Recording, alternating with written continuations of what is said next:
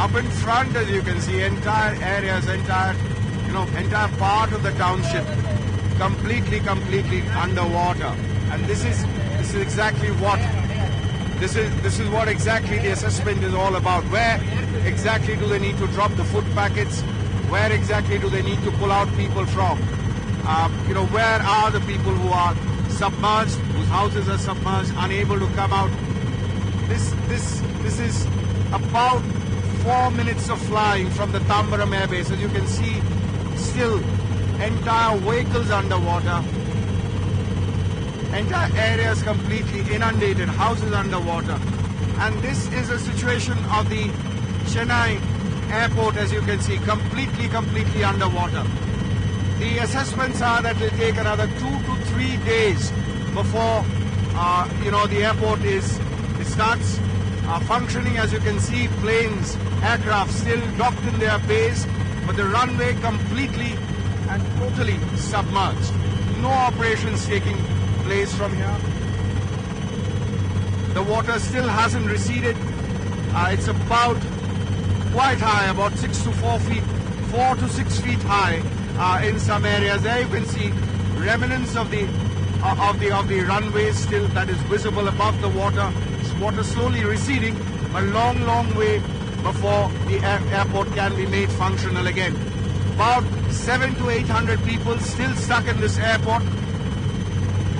The Indian Air Force trying to build an air bridge, that is to pick up people from here, land smaller aircrafts, helicopters from here, and take them to either Tambaram or Ernakulam, where the bigger Air Force transport aircrafts are there, and from there take them either to Delhi, Hyderabad, or towards Bangalore.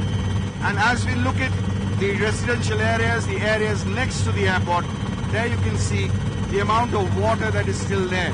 Waterlogged buildings out there. We cannot yet see anybody on their rooftops, but I'm told little distance ahead there are some people who are still stuck, and the Air Force will launch sorties later in the day, and so will the Army using their boats, so will the NDRF using their boats, and the Navy try to get people out of these areas. A boat being used to pull down, take out people from the, as you can see, boats, we cannot make out whose boats those are, mostly of the state government, being used to take out people from these areas. These areas completely waterlogged, as you can see. The highways, also the roads, somewhat blocked, people trying somehow to get out. As you can see, lines of people trying to negotiate that patch that seems to have been completely washed away.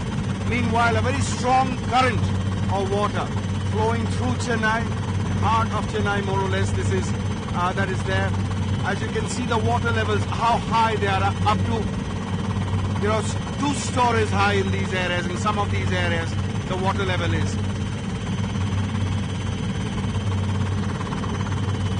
According to state government assessments, the damage is huge, and it is only after the water levels recede that there will be some kind of a figure that will be put to the kind or the amount of damage that is there. There on the rooftops, if I can ask my camera to pan, people there trying to reach out for help. Very many people still stranded in their rooftops. It's here, it is in these areas, and the water is still very high. And go away to safety. As you can see, these lanes are completely, this area completely submerged. Some, up to the first floor, in some areas up to the second, and in these, and in others even higher.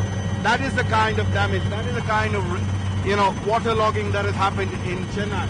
The bad news is that we are expecting rains again very soon, and that is one of the worries of the forces. How will they continue with the air effort if the rains come in once again, if it starts pouring down or once again?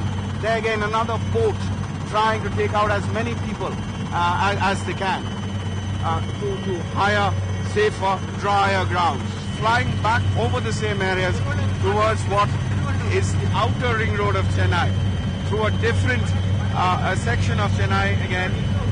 And as you can see again, water in these parts very high. Still, if I can you can look at that building out there, it's a second floor from what I can make out from the height that I am in. Water up to the second floor, it appears that it's still waterlogged, Dylan.